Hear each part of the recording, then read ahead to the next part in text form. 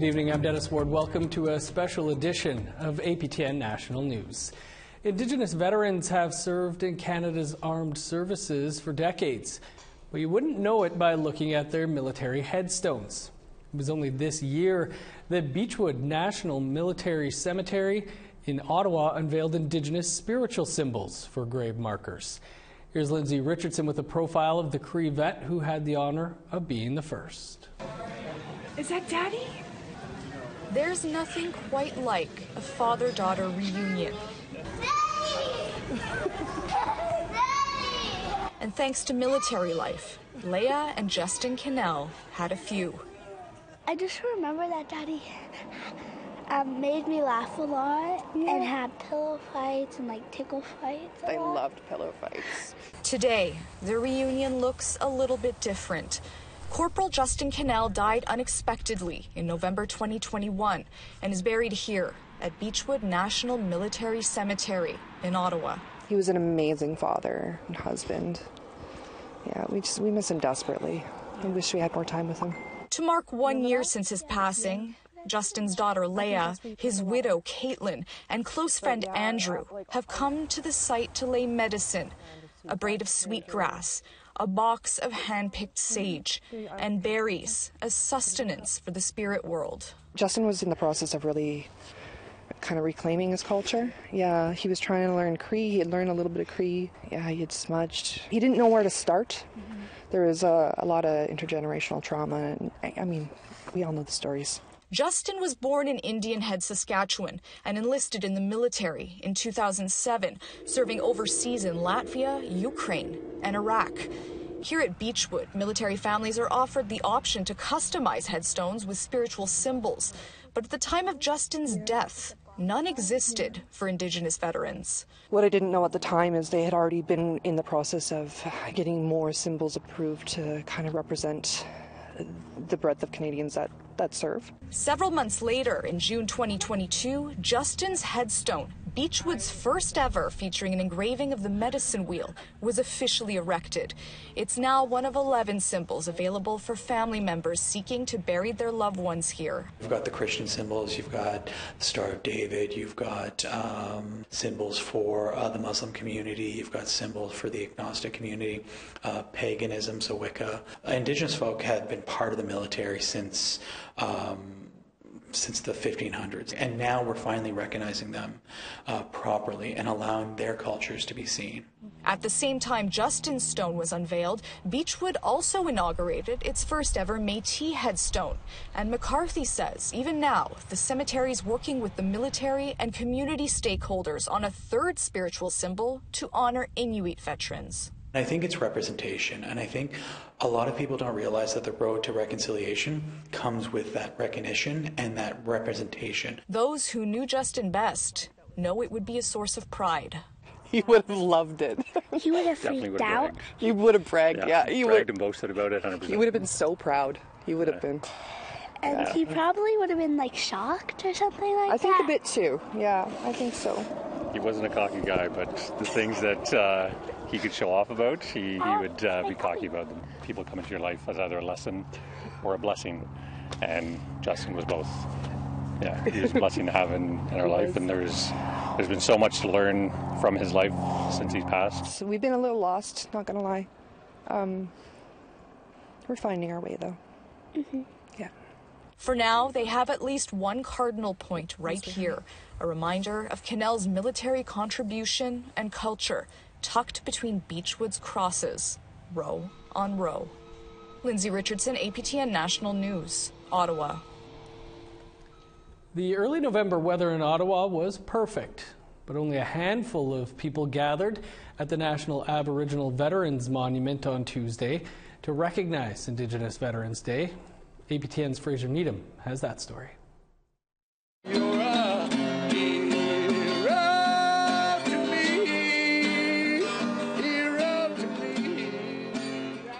That's Kevin Schofield on the guitar. He's here to honor his grandparent, who was in the military. He didn't mince words about the poor turnout. Ottawa is a fickle place. It's kind of dismissive and into their own little world. And they say that they're supportive of rights and this is that and supporting of differing voices, but we find that any voices regarding Indigenous humanity or Indigenous rights or Indigenous freedoms is ignored. David Eaglestick is a sailor in the Canadian Navy, and he was surprised more people were not out to honor the day. I'm very surprised, and I thought it was going to be big, and then got here, there was only 3 poppies laid when I first, third one. But both men had no trouble describing the reasons why they were there. I just look at people that other Indigenous served before me, and I'm there to carry on their legacies that they paid the ultimate sacrifice. As a grandson of an Indigenous veteran and as a descendant of an Indigenous veteran, I always feel that all Canadians must recognize the contributions that Indigenous veterans made for all of our freedoms, because they didn't have to sign up, they didn't have conscription, they could have opted out. Meanwhile, one province to the east, an Indigenous Veterans Day ceremony also took place in Wendake, Quebec. Fraser Needham, APTN National News, Ottawa. Now to Vancouver, where their annual Indigenous Veterans Ceremony took place on Tuesday. APTN's Tina House was there. We're here in downtown Vancouver as once again we honored those that served in the World Wars. Joining me today is National Chief Roseanne Archibald and NWT Regional Chief Gerald Antoine. National Chief, how does it feel to be here in Vancouver today to honor those that served? Well, I'm really very humbled to be here. This is actually the place where the movement for National Indigenous Veterans Day began. With David Ward, who boarded a bus from Ottawa and came here and started the first chapter. And then in 1994, the movement, the actual day began. So I really wanted to come here this year and really lift up David Ward and the veterans here in BC. Thank you. Chief Antoine, I know you're the portfolio holder for this particular issue. What do you want Canadians to know about Indigenous people that served? One is that they are part of our family. Not only that, but they volunteered to serve, and that need to work with them. There are a number of things that we like to see move forward. However, we need to take a step at a time. It's really important that they be recognized and also acknowledged for their service. Absolutely. There are a number of initiatives that are happening. We just saw Tommy Prince being featured on a stamp recently. That made me very proud. What do you want to say about people that did serve and that came back to this country and were mistreated?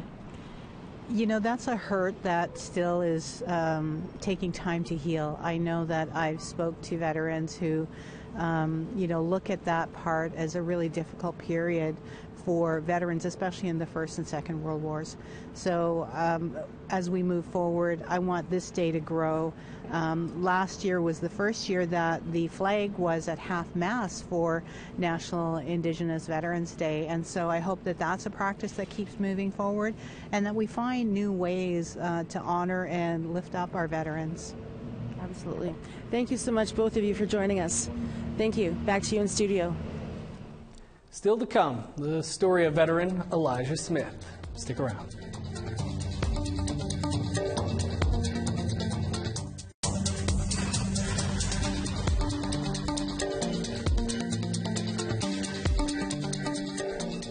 Welcome back. In Winnipeg, a gathering took place at the Minto Armory on Tuesday to honor Indigenous veterans and their families. A grand entry opened the floor to a moment of silence and stories from Indigenous veterans, and a wreath-laying ceremony accompanied by the Royal Winnipeg Rifles Drum Group. Retired Corporal Melvin Swan says incorporating Indigenous tradition with the Day of Remembrance shows Canadians what Indigenous soldiers endured. The veterans and the way our people have been treated by society has to be noted. It's not going away, and it's ironic that Tommy Prince died on the street. I myself, I've seen a lot of discrimination and everything else that's out there, and it's hard to accept. For days like this is the time where that true spirit of Ogichita, who we are, in this country comes out. The Aboriginal Veterans Society of Alberta is doing what they can to help their members get the benefits they are entitled to. And as APTN's Chris Stewart tells us, they're looking for new members. The Aboriginal Veterans Society of Alberta has been operating since 1962 and is a nonprofit since 1992. Members would meet monthly and share stories and laughs. Charles Isaacs is the president. He says the pandemic stopped the meetings, but is hopeful to have them resume in Edmonton in the new year. He says it's vital to teach youth about contributions from Indigenous veterans to the war efforts. And National Indigenous Veterans Day is a perfect day to tell stories of the heroes who gave their all to defend freedom. Indigenous Veterans Day isn't a holiday like Remembrance Day, so the schools are a big venue, and I was approached by 10 schools this year to have somebody at the school for the 8th, and some of them on the 9th, thank goodness, because there's only so many of us to go around. Isaacs and about 8 active volunteers managed to keep the society running. They haven't received any funding from the federal government in 5 years. Isaac says they rely completely on volunteers, but says he's trying to get more funding. And we need capacity funding to be able to have staff, train some staff to be able to go out to the rural areas and visit the veterans and make sure that the benefits that they're receiving are the benefits that they're actually entitled to, because if people don't know, there's no way they have access to the program. Benefits like a payment to the few Métis veterans from World War II that the Métis National Council helped create in 2019. I sit on the Métis National Council Veterans Committee, and they're doing World War II veterans payments. Each veteran receives $20,000. Now, I've managed to have the program expanded to the wife and children, and not start at 2019. It goes right back to the war at this point. So that's going to open up that payment program to hundreds of additional families. He says Indigenous soldiers have long had a key role in war and deserve to be honored. War of 1812, the West Nile voyagers, the history goes way back, and without the Indigenous warriors, Canada wouldn't be Canada today. We would likely be a piece of America. Chris Stewart, APTN National News, Edmonton. Despite serving his country throughout the entirety of the Second World War, First Nations veteran Elijah Smith was not treated as an equal when he returned home. As Sarah Connors explains, Smith's experience in the war laid the foundation for him to become one of the territory's most celebrated First Nations leaders. This hang for a lot of years in the Council for Yukon First Nations. Steve Smith beams with pride when it comes to talking about his father, Elijah Smith. Elijah is best known for his groundbreaking work in leading land claim and self-government agreements for First Nations in Yukon. Among his many accomplishments, he also served 6 years in World War II. He was really, really proud of having the uniform and serving the country and going off. Elijah was born in 1912 in Champaign, Yukon. In 1939, he enfranchised himself so he could enlist in the war. He saw it as an opportunity to see the world, and he saw it an opportunity to do his part. And I think most veterans did that. Elijah was trained in heavy equipment operation and was part of the Dieppe raid in northern France. Smith says his father was reluctant to share what he witnessed. I think this is typical of a Canadian soldier or somebody who fought in the Second World War. However, he did talk about his positive experiences fighting alongside non-Indigenous soldiers. Fighting, side by side with other individuals who are not of the same race, fashioned his outlook when he came home, right? But when Elijah returned home, he was disenfranchised and dismayed to learn he didn't qualify for the same benefits as other soldiers, like receiving land for farming. That was kind of like the first initial reasons why he was like, okay, well, this is interesting that I'm not really a citizen within my own homeland, right? Elijah was later elected as chief of the Champagne and Ajax First Nations in the late 1960s and went on to lead several Yukon First Nations organizations. In 1973, he spearheaded a delegation of Yukon First Nations leaders to Ottawa to present Together Today for Our Children Tomorrow to Prime Minister Pierre Trudeau. The meeting marked the beginning of modern land claims negotiations in the territory. His leadership style I believe, came directly from his experience in the war. He always says that. It gave me a trade, right? And he came back and he ran a little trucking company. A former chief himself, Smith says his father is an inspiration. You try to make this world a better place, and I directly have a responsibility to his sacrifice to ensure that I try to live up to his ideals. Elijah remained a well-known leader in the Yukon until his death in 1991. Smith says it's important to remember soldiers like his father who put their life on the line. I'm proud of the fact that he fought in the Second World War. He served his country. And he served all of us today. Sarah Connors, APTN National News, Whitehorse. Still to come, the overlooked history of the Iroquois contribution to the War of 1812.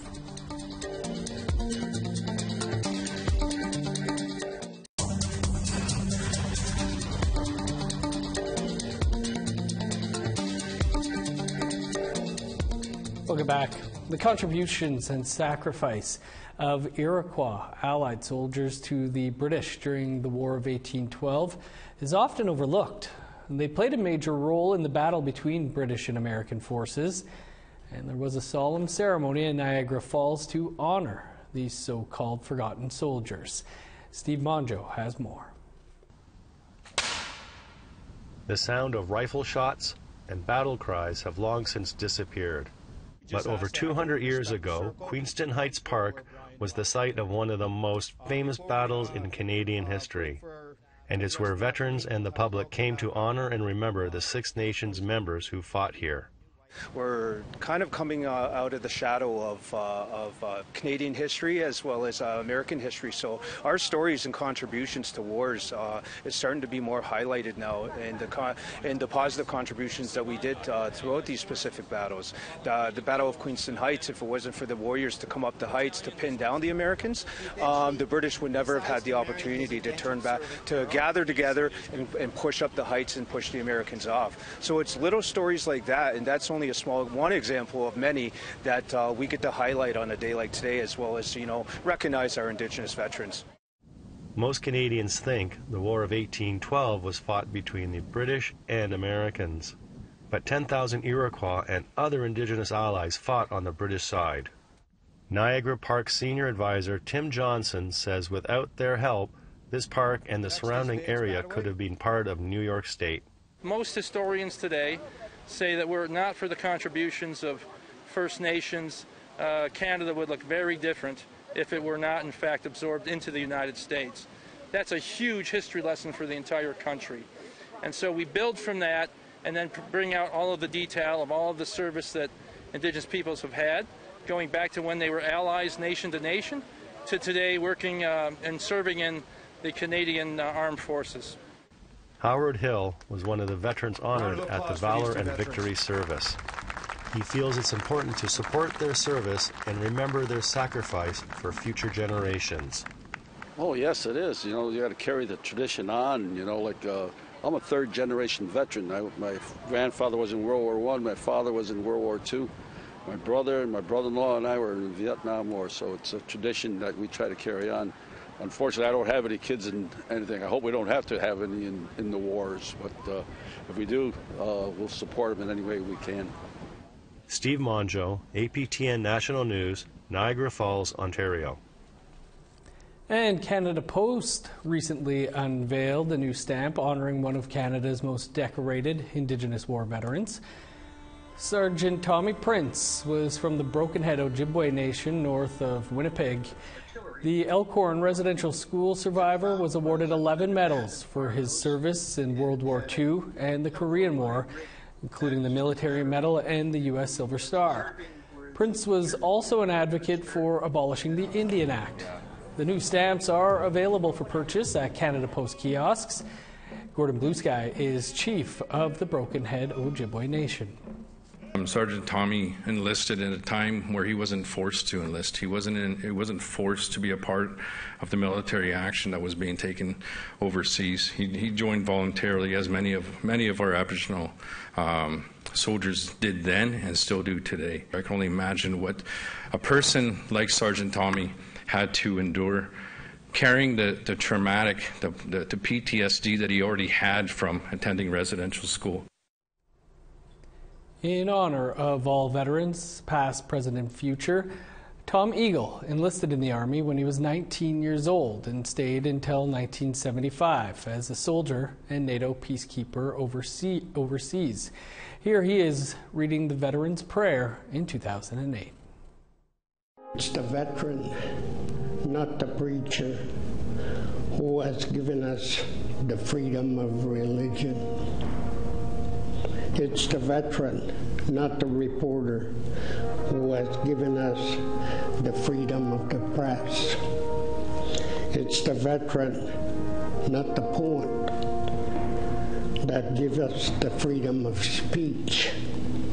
It's the veteran, not the campus organizer, that has given us the freedom to assemble. It's the veteran, not the lawyer, that give us the right to a fair trial. It's the veteran, not the politician, who give us the right to vote. It's the veteran that stands for the flag. It's the veteran that salutes the flag for what he has done for this country. Tom Eagle passed on in 2009 at home in Yellowknife. That's all the time we have for this special edition of APTN National News. I'm Dennis Ward. Thanks so much for being with us. Have a great night.